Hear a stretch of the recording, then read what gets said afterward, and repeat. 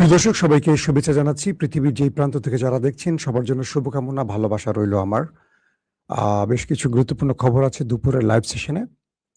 প্রথম যে খবরটি, আমেরিকার নতুন নাটক আবারও মঞ্চস্থ শুরু হয়ে গেল, যার নাম মাহমুদ আহমাদিনেজাদ। আর মার্কিন যুক্তরাষ্ট্রের কংগ্রেসে ট্রাম্পের ক্ষমতা কমাবার জন্য নতুন করে আলোচনা শুরু হয়েছে। পাশাপাশি ইরান তার জনগণকে নিয়ে একটা ঐক্যবদ্ধ জাতি হয়ে কিভাবে শত্রুকে মোকাবেলা করতে চায় তার কিছু প্রমাণ আপনাদের দেখাবো। প্রথম যে খবরটি দিয়ে শুরু করতে চাই, মার্কিন যুক্তরাষ্ট্র ইরানকে হামলার জন্য বারবার সতর্ক করছে, বিভিন্ন সময় বিভিন্ন ডেডলাইন ঘোষণা করছে।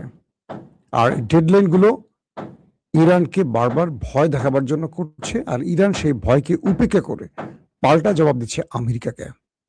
গতকালকে ইরানে হামলার পরিকল্পনা থাকলেও শেষ পর্যন্ত মার্কিন সেনাবাহিনীর সদর দপ্তর পেন্টাগন তাদের রিপোর্টের আলোকে ট্রাম্প পিছিয়ে গেছেন।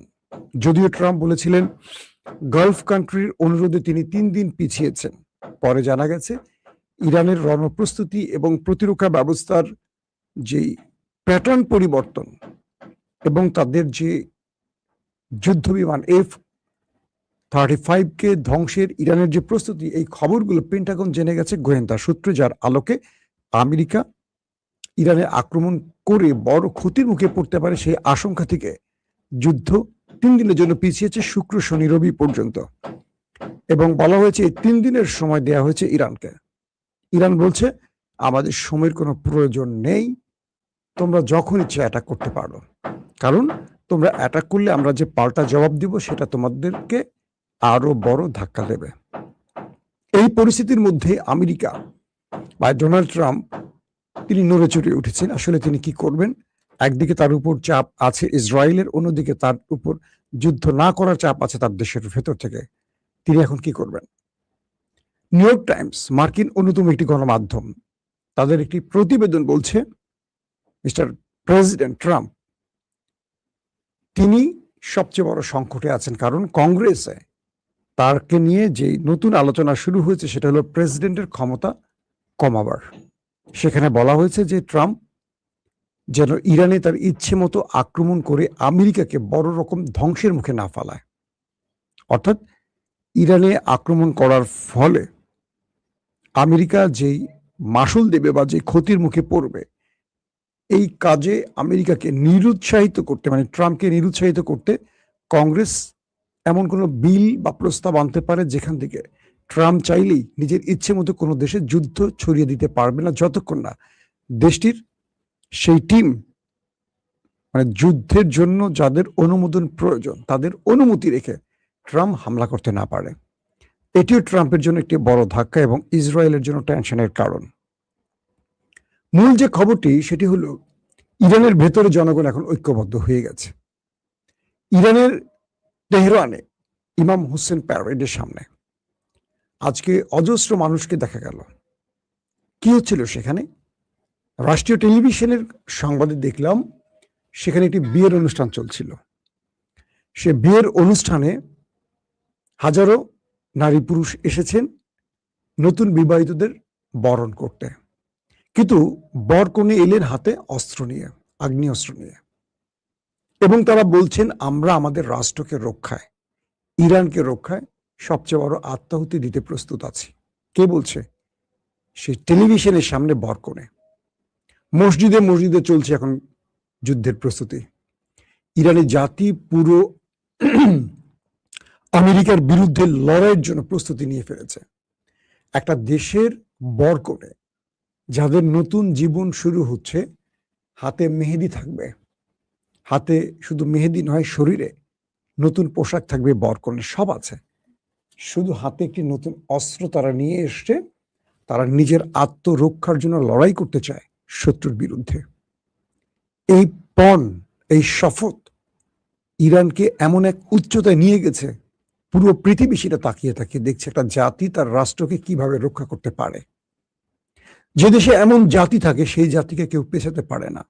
মার্কিন যুক্তরাষ্ট্র কয়েক দশক ধরে এই দেশটির উপর যেই স্যাংশন চাপিয়ে দিয়েছে, যে নিষেধাজ্ঞা চাপিয়ে দিয়েছে, তারপরও এই দেশটি অটুট আছে। এই দেশটির প্রকৌশলীরা একটার পর একটা পরিবর্তন এনে দিচ্ছে, বৈপ্লবিক পরিবর্তন। এটা বিশ্বাস করার মতো নয়। আমাদের দেশের নেতারা যেমন টাকা চুরি করে বিদেশে পাচার করেন, আমাদের দেশের নেতারা যখন রাস্তা থেকে উঠে এসে নেতা হয়ে জনগণের ফোন ধরেন না, আমাদের দেশের নেতারা যে জুলাইয়ের মাধ্যমে ক্ষমতায় বসেন, তারপর জুলাইয়ের গ্রাফিতি আঁকলে শিক্ষার্থীদের গায়ে হাত তোলেন, যে পুলিশরা এতদিন পালিয়েছিলেন, যে পুলিশরা আওয়ামী পুলিশ পালিয়ে যাওয়ার কারণে নিজেরা নিজেদের আখের গোছাতে পেরেছেন, অডেল টাকার মালিক হয়েছেন, কিংবা গুরুত্বপূর্ণ পদ পেয়েছেন, সেই পুলিশরা জুলাই যোদ্ধাদের গায়ে হাত তুলছেন, বলছেন জুলাইকে ভিতরে ঢুকায় দিব। যে দলটি জুলাইয়ের মাধ্যমে ক্ষমতা এসছেন, জীবনে ক্ষমতার স্বপ্ন দেখছিলেন না, ভুলে গিয়েছিলেন ক্ষমতা দেখা, সেই দলটিও জুলাইকে ওন করছে না। এই একটা জাতি। আবার ইরানের একটা জাতি, দুটোই কিন্তু মুসলিম জাতি। ইরানের জাতি অস্ত্র হাতে মসজিদে যায়, ইরানের জাতি অস্ত্র হাতে কলেজ বিশ্ববিদ্যালয় যায়, ইরানি জাতি অস্ত্র হাতে বিয়ে করতে যায়, কারণ শত্রু তার উপর আক্রমণ করতে পারে জেনে সে প্রস্তুতি নিচ্ছে। এমন জাতির সাথে আমাদের জাতিকে মিলালে সত্যিকার অর্থে আমরা লজ্জা পাই। আজকে ভালো হচ্ছে বারবার। তো আমাদের জাতিরা, আমরা যে জুলাই আন্দোলন বা বিপ্লবের মধ্য দিয়ে ক্ষমতায় আসি, আমরা সেটাকে আর ওন করি না, বরং সে জুলাই যোদ্ধাদেরকে আমরা বিতর্কিত করি, তাদেরকে আমরা বিভিন্ন রকম হয়রানি করি। জুলাই চেতনা আমরা ভুলে গিয়ে আমরা আমাদের দলীয় চেতনা মনে রাখি। আর ইরানি জাতি, পুরো জাতি এক হয়ে গেছে।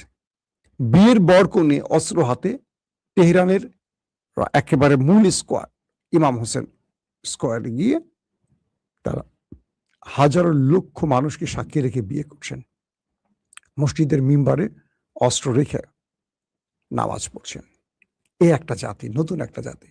দর্শক, তৃতীয় গুরুত্বপূর্ণ খবর হলো, মার্কিন যুক্তরাষ্ট্রের কংগ্রেসে বলা হয়েছে ইরানের সাথে লড়াইতে তারা 42টি মূল্যবান এয়ারক্রাফট হারিয়েছে, শুধু অ্যাটাক করতে গিয়ে। বাকি রণতরীর সংখ্যাটা বলা হয়নি, সেটি প্রায় 60-এর নিচে না উপরে। কংগ্রেস বলছে তার আলোচনায় যে ইরানের সাথে এই লড়াইতে $2 ট্রিলিয়ন মার্কিন ডলার ক্ষতির মুখে পড়েছে এবং 42টি এয়ারক্রাফট ধ্বংস হয়েছে, যেগুলো আমেরিকা অ্যাডমিট না করলেও আজকে ভেতর থেকে খবর বেরিয়ে আসছে। মার্কিন গণমাধ্যমগুলো বলছে ইরানকে পাল্টা আবার জবাব দিতে গেলে আমেরিকার প্রেসিডেন্ট ডোনাল্ড ট্রাম্প যেটি করছেন ইসরায়েলের পরিকল্পনায়, যদি এটি আবার করতে যান, ইরান যে বৃহৎ মাসুল দেবে এটা কল্পনা করা যাবে না। বারবার যুদ্ধের জন্য নিরুৎসাহিত করা হচ্ছে, আর ট্রাম্প তার ফেস সেভিং এর জন্য বারবারই একটা যুদ্ধের নাম করে ডেডলাইন দিয়ে যাচ্ছেন। দর্শক, সবচেয়ে গুরুত্বপূর্ণ খবরটিতে আসে, যে নাটকের কথা বলছিলাম, যে নাটকটির জন্য আপনারা বসে আছেন। ইরানের একজন সফল রাষ্ট্রনায়ক প্রেসিডেন্ট মাহমুদ আহমাদিনেজাদ যেদিন 28 ফেব্রুয়ারি ইরানের উপর ইসরায়েল আমেরিকা অ্যাটাক করে, সেদিন শুধু আয়াতুল্লাহ আলী খামিনি নয়, ইরানের ইরানের কি বলবো পরমাণু বিজ্ঞানী, বড় বড় রাজনৈতিক লিডার, সামরিক লিডারদের উপর অ্যাটাক করা হয়।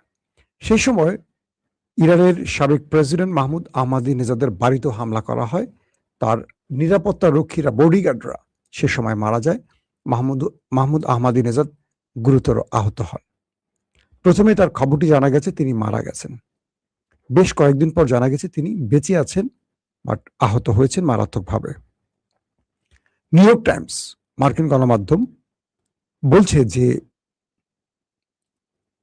এই মাহমুদ আহমাদিনেজাদ হলেন ইসরায়েল এবং আমেরিকার এজেন্ট, তাদের তৈরি করার লোক। শুনবেন ভালো করে, মাহমুদ আহমাদিনেজাদকে ইরানের রাষ্ট্রীয় ক্ষমতায় বসাতে চায় আমেরিকা, ইসরায়েল, এবং তাকে সেভাবেই তৈরি করা হয়েছে। তার সাথে আয়াতুল্লাহ আলী খামিনির বিরোধ, যে কারণে আয়াতুল্লাহ আলী খামিনি তাকে প্রেসিডেন্ট নির্বাচনে তার কাগজপত্র বাতিল করেছিলেন।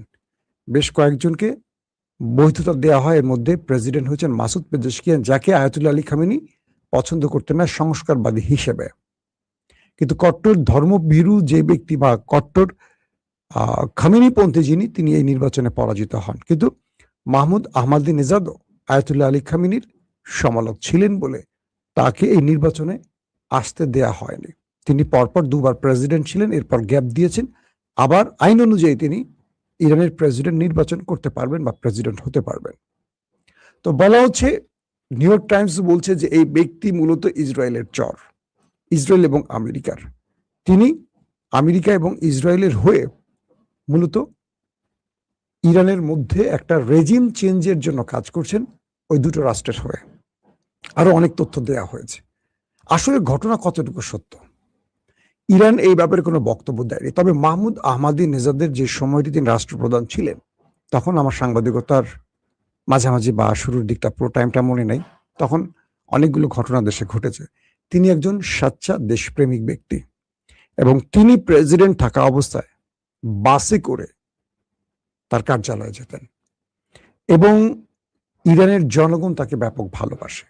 আয়াতুল্লাহ আলী খামেনির সাথে তার বিরোধ থাকতে পারে, কিন্তু কখনো তিনি রাষ্ট্র বিরোধী বা দেশ বিরোধী শক্তির সাথে হাত মেলাবেন এটি সত্য নয়। মূলত কয়েকটি মাধ্যম দাবি করছে ইসরায়েল আহমাদিনেজাদের বিরুদ্ধে এই প্রপাগান্ডা শুরু করেছে। যদি নিউ ইয়র্ক টাইমস এই নিউজটি এভাবে করত, মানে মূলত তাদের টার্গেটটা কি, যে আমেরিকা এবং ইসরায়েলের চর বানিয়ে একজন তুমুল জনপ্রিয় ব্যক্তিকে বিশ্বাসঘাতক বানিয়ে আইআরজিসির হাতে তাকে মারতে চান। ধারণা করা হচ্ছে মুস্তফা খামেনি এই মাহমুদ আহমাদিনেজাদকে নিয়ে হয়তো কোনো বড় পরিকল্পনা তৈরি করছেন, মানে তাকে রাষ্ট্রীয় কোনো গুরুত্বপূর্ণ পদে বসাতে চাচ্ছেন। এই অগ্রিম তথ্যটা হয়তো মোসাদের মাধ্যমে জেনে গেছে আমেরিকা, ইসরায়েল, সিআইএ এবং মোসাদ, যে কারণে তারা মাহমুদ আহমাদিনেজাদকে তাদের গণমাধ্যম দিয়ে বিতর্কিত করার জন্য এই সংবাদটি প্রচার করেছে। এখন ধরেন কেউ যদি তারেক রহমানের সামনে একটা নিউজ তৈরি করে যে তারেক রহমানের সবচেয়ে বিশ্বস্ত ব্যক্তিকে এই মুহূর্তে যদি বলা হয়, তো বিশ্বস্ত একজন ব্যক্তির নাম আমি কার নাম বলবো? বিএনপি তো কাউকে বিশ্বাস করার মতো লোক পাই না, সবাই টাকার কাছে বিক্রি হয়। আমি একটা একটা বানানোর নাম বলি, মিস্টার কদম আলী। এই নামগুলি বলতে আমার ভালো লাগে। তো মিস্টার কদম আলী কে নিয়ে নিউজটি করলো, কারণ তারেক রহমান কদম আলীকে নিয়ে কোনো পরিকল্পনা তৈরি করছেন যে তাকে নিয়ে হয়তো একটা গুরুত্বপূর্ণ পদে বসাবেন। এই খবরটি র জেনে গেল, র জেনে গিয়ে বলল যে আমাদের কোন একটি পত্রিকা দিয়ে খবর ছাপো যে কদম আলী হলো ভারতের রয়ের এজেন্ট, যাতে তারেক রহমান তাকে আর বিশ্বাস না করে। তো বিষয়টা হলো এরকম যে মাহমুদ আহমাদিনেজাদকে নিয়ে ইরানি জনগণের ভালোবাসা অসীম। খামেনির সাথে বিরোধ থাকতে পারে, বিভিন্ন ইস্যুতে থাকতেই পারে, রাষ্ট্রীয় ক্ষমতা যারা থাকেন তাদের সাথে বিরোধ থাকি স্বাভাবিক। তো এই পরিস্থিতির মধ্যে এনি প্রবলেম, তো এই বিষয়ের মধ্যে হঠাৎ করে মাহমুদ আহমাদিনেজাদকে টেনে আনার কারণটা হলো হয়তোবা ইরানের যারা এখন এস্টাবলিশমেন্ট আছেন বা মুস্তফা খামেনি যিনি সুপ্রিম লিডার, তিনি হয়তো তাকে নিয়ে কোনো বড় পরিকল্পনা করছেন, তাকে কোনো গুরুত্বপূর্ণ দায়িত্ব দিতে যাচ্ছেন, যে কারণে তাকে বিতর্কিত করার জন্য আমেরিকার গণমাধ্যম এই সংবাদ প্রচার করেছে।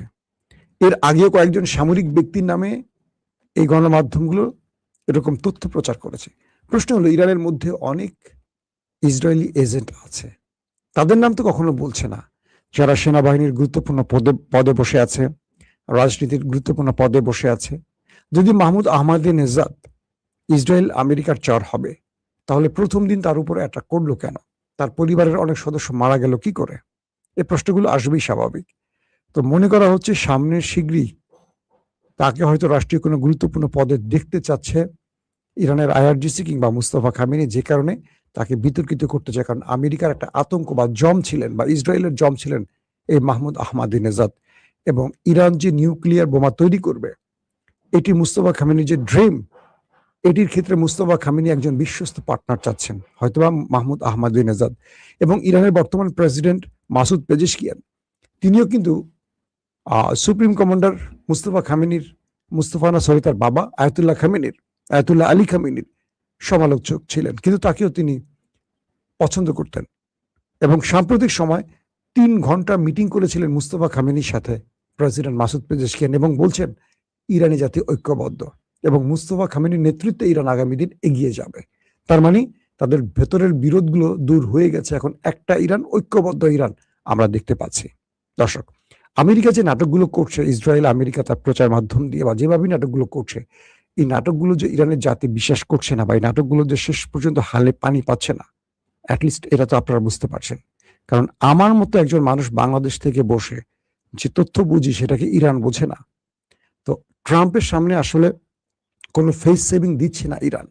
তাই তারা এখন অভ্যন্তরীণভাবে একটা বিরোধ তৈরি করে শাহ পেহলভির কি ক্ষমতায় বসার জন্য বা ওই শাহের ছেলেকে বসানোর জন্য অনেক নাটক তৈরি করছে তারা। ইরানের জাতি সেই নাটক বুঝতে পারছে। প্রত্যেকে ভালো থাকবেন। আল্লাহ হাফেজ।